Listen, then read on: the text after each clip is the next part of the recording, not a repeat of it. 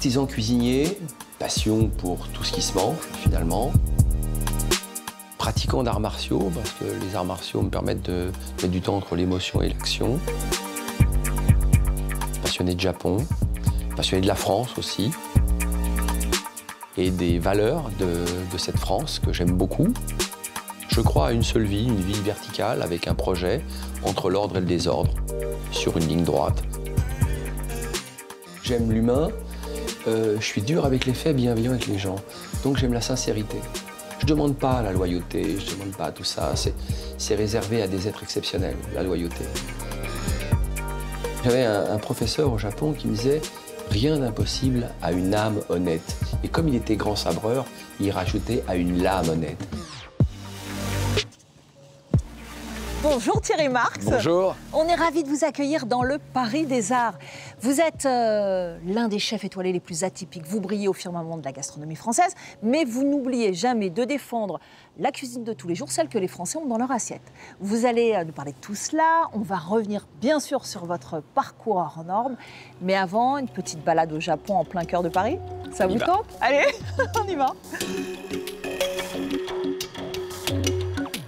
Passionné par le pays du soleil levant, grand collectionneur d'armures samouraï, Thierry Marx a tenu à nous emmener au musée Guimet, le musée national des arts asiatiques.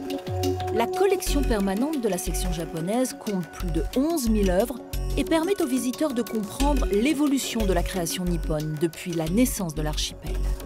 Les expositions temporaires, quant à elles, nous plongent dans le Japon contemporain.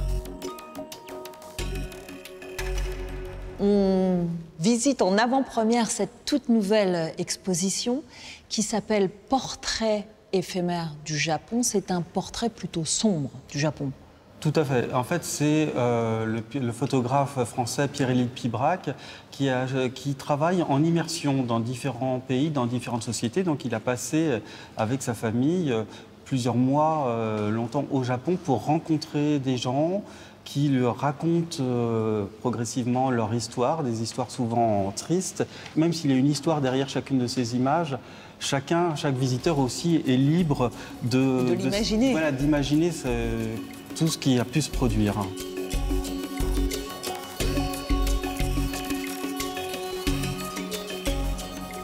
Vous connaissez bien le Japon? Très bien, mais ce qui m'impressionne toujours au Japon, et notamment quand un artiste français ou occidental est intéressé par le Japon, c'est qu'il comprend tout de suite qu'il y a une valeur forte au Japon, c'est qu'il n'y a pas de conflit entre tradition et innovation.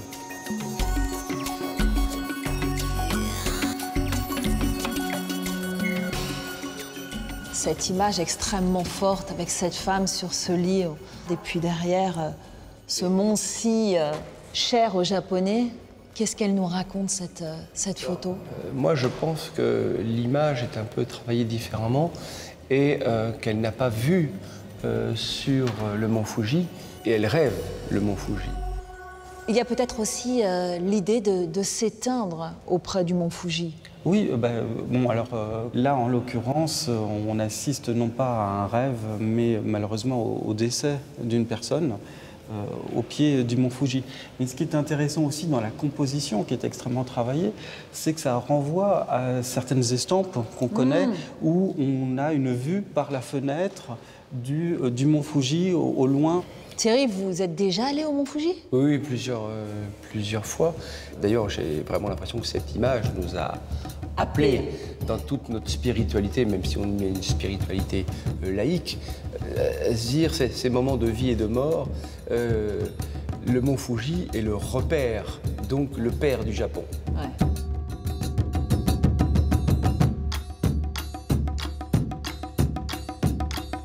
C'est intéressant ce que vous nous racontiez sur le travail de ce photographe qui interroge les gens, qui a donc une sorte de travail presque journalistique quand il va à la rencontre de ces Japonais. Qu'est-ce qu'elle lui a raconté, cette femme? Est-ce que vous le savez? Oui, cette femme fait partie d'une catégorie pas si rare au Japon, ce qu'on appelle les disparus volontaires.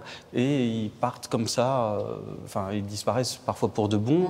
Là, en l'occurrence, puisqu'il l'a rencontrée, c'est qu'elle a décidé de revenir.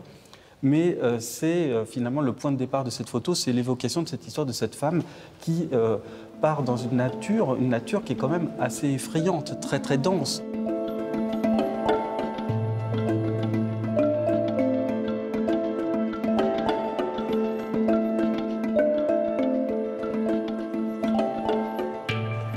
Alors Thierry Marx, au départ, rien ne vous prédestinait à briller au firmament de la gastronomie française. Vous êtes issu d'un milieu modeste, vous avez été élevé dans le 20e arrondissement, où de votre propre aveu, on mangeait utile. Vous n'étiez pas très copain avec l'école, vous vous êtes orienté vers la mécanique à 14 ans. À 18 ans, vous vous êtes engagé dans l'armée en tant que parachutiste.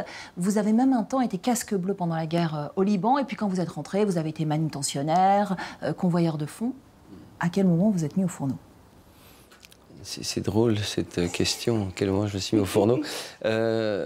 Déscolarisé 13 ans, une vraie chance pour moi, le cadre éducationnel du sport va me remettre un petit peu, me faire constater que je pouvais prendre confiance en moi parce que je n'étais pas si mauvais que ça.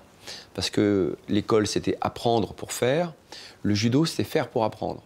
Donc très rapidement, j'ai croisé la route des compagnons des devoirs, j'ai appris la pâtisserie, et effectivement, quand est arrivé 18 ans où il fallait faire son service militaire, ce qui n'était pas très bien payé à l'époque, j'avais encore soif de surtout plus retourner dans le quartier.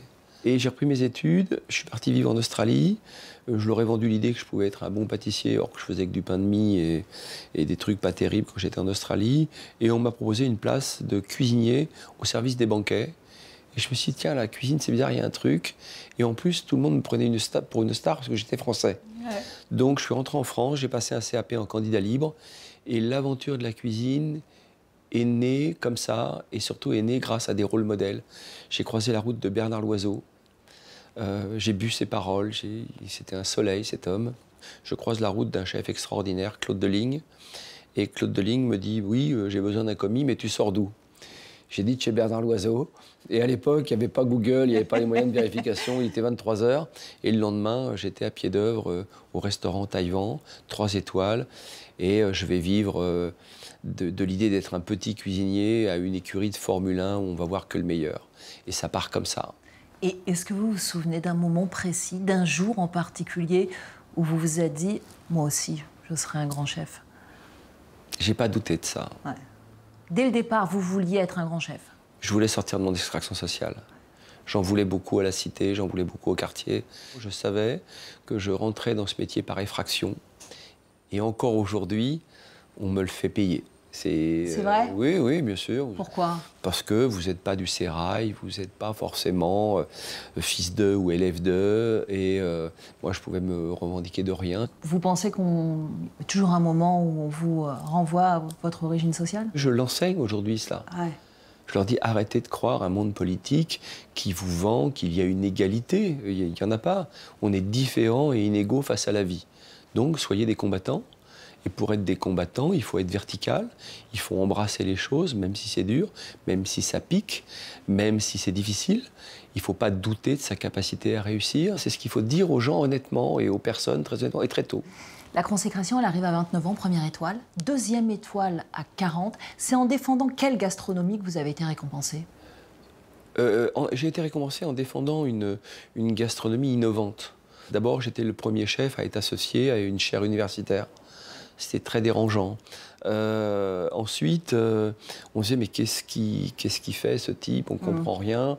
On pensait que la cuisine dite moléculaire était une cuisine qui voulait être une tendance de cuisine pour engommer une autre. Alors, temps mort, quand même, pour ceux qui ne le savent pas, dites-nous ce que c'est que la cuisine moléculaire. La cuisine moléculaire, c'est l'étude de la transformation des produits par différentes méthodes, que ce soit par le froid, par le chaud, et de comprendre un peu ces mécanismes de transformation. Des fois pour amener plus de saveur, marier des produits qui n'avaient jamais été mariés ensemble, et puis de voir aussi la réalité de ce qu'est un produit. Par exemple, je vous donne quelque chose qui va parler à tout le monde, pourquoi on cuit des haricots verts dans 10 litres d'eau? Il vous suffit d'un peu de matière grasse, une cuillère à soupe d'eau, vous cuisez ça tout doucement à couvert et vous allez avoir des légumes qui vont être parfaits. Vous êtes doublement étoilé au restaurant du Palace, le Mandarin Oriental. Comment vous décririez la carte là-bas? Je dis toujours, il y a 3 gestes dans une assiette, point. C'est quoi? Il y a un ingrédient de geste, feu, temps. Maîtrise du geste, coupe juste, goût juste, gestion des peu d'ingrédients d'assaisonnement qui vont vous servir, la maîtrise de la cuisson, le feu, et le temps pour faire, et le temps, la saisonnalité. Point. Ici, on est chez Honor, c'est votre dernier bébé. Vous dites que vous défendez ici une gastronomie engagée et solidaire, c'est-à-dire? Ça fait 10 ans qu'on a conçu l'idée d'aider des personnes qui étaient des fois éloignées, voire très éloignées d'un projet métier, de leur proposer des formations extrêmement courtes, extrêmement rapides, autour de la cuisine, de la boulangerie, des métiers du service. Cette formation, c'est rigueur, engagement, régularité. Et ensuite, on vous propose un salaire, une entreprise, une montée en compétences. Et voilà pourquoi ce restaurant Honore est né. Et honore, pourquoi? Parce que rue Saint-Honoré honore les beaux produits, les belles choses, mais honore les hommes qui n'ont pas encore été honorés, au sens large du terme, honore les produits, honore la terre, parce que finalement notre métier c'est quoi? C'est le lien du vivant entre la terre et l'assiette.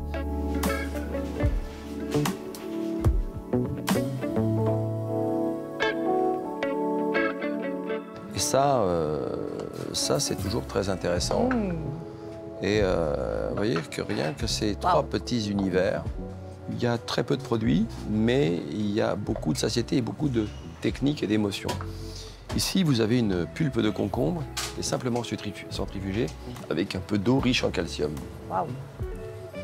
Ici, vous avez un sponge cake qui est naturel, sans gluten, quasiment sans farine, d'ailleurs, farine de riz. Et puis là, vous avez un de mes poissons préférés qui est le maquereau.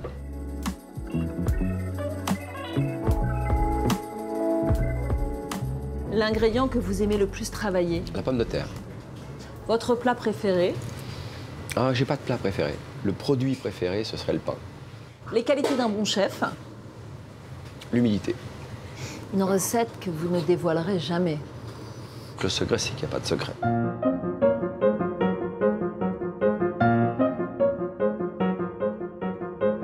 Dans son Paris des Arts, Thierry Marx nous emmène à la rencontre du pionnier de l'art contemporain, Ernest Pignon-Ernest. Depuis plus de 50 ans, il développe dans nos rues un art engagé socialement et politiquement qui alerte sur la réalité du monde et interroge notre mémoire collective. Au passage, il poétise l'espace public avec ses collages dont il va nous livrer quelques secrets. Bonjour. Bonjour. Bonjour. Salut. Non, Bienvenue à la ruche. Ernest, vous métamorphosez les murs depuis toujours de nos grandes villes avec ces personnages grandeur nature, ces hommes, ces femmes qui semblent surgir de nulle part et avoir quelque chose de très important à nous dire. Donc il y a évidemment l'image et puis il faut savoir décoder le sous-texte. Comment vous choisissez vos sujets? Voilà. Quelquefois, ce sont les lieux. Ouais. Ce sont les lieux parce qu'ils sont chargés d'histoire. Depuis quelques années, j'essaie de saisir les images des poètes. Je pense que ce sont les poètes qui parlent le mieux de leur temps, hein, qui ont la vision la plus vaste et la plus aiguë en même temps. J'ai travaillé sur Darwish en Palestine. Il incarne la Palestine, l'exil et tout ça. Et le dernier que je travaille, sur Pasolini, il incarne tous les drames de l'Italie du XXe siècle, complètement. Vous avez ça en commun tous les deux. Vous n'oubliez jamais de regarder du côté de ceux qui n'ont pas la chance que nous avons. Est-ce que c'est ce côté lanceur d'alerte qui vous plaît chez Ernest? Alors, ce qui me plaît chez Ernest, c'est au-delà de ça. Ouais. C'est-à-dire que moi, je l'ai rencontré sur une de ses expositions, mais je connaissais l'œuvre déjà. Et je me disais, il y a quelque chose, il a compris que les murs avaient de la mémoire. Et ça, c'est important. Le noir et l'exploitation de cette couleur noire, pour moi, me touchait beaucoup. J'avais créé une association qui s'appelait Art urbain et cuisine nomade. Et mes copains ne connaissaient pas Ernest, c'était des gamins du quartier. Et un jour, Ernest m'a dit un truc, alors je lui ai parlé de gens qui faisaient du graphe. Il m'a dit, mais regarde, ils sont merveilleux, ils ne posent même pas la main. Ouais.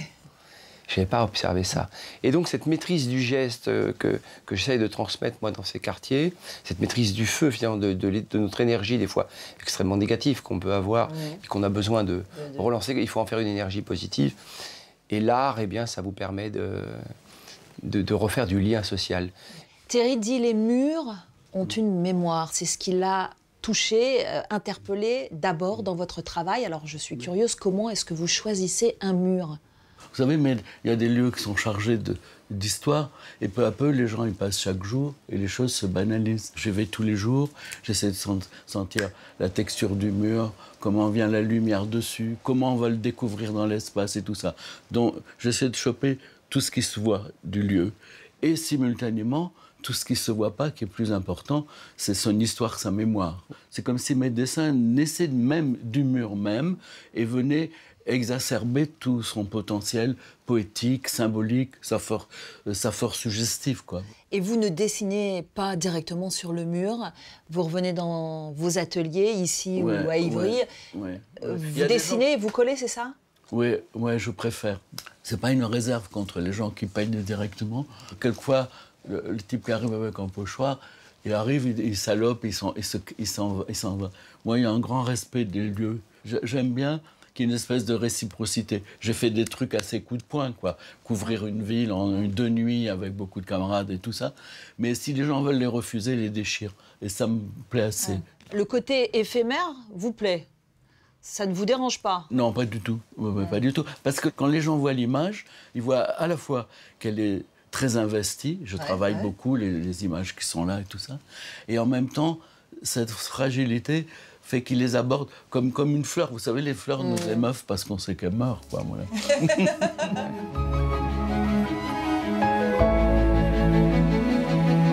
C'est la fin de cette émission consacrée au chef étoilé Thierry Marx. On se retrouve bientôt pour de nouvelles aventures. À très vite.